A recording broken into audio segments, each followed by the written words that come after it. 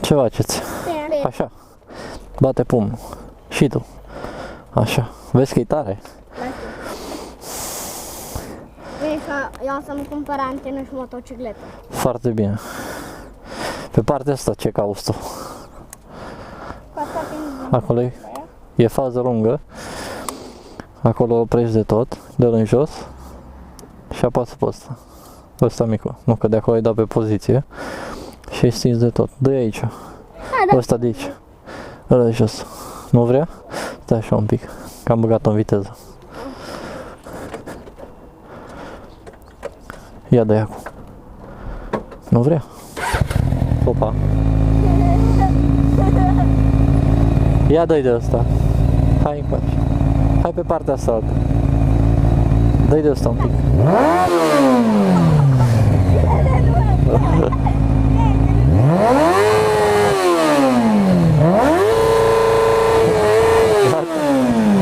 Gata, că-i trezim pe ăștia.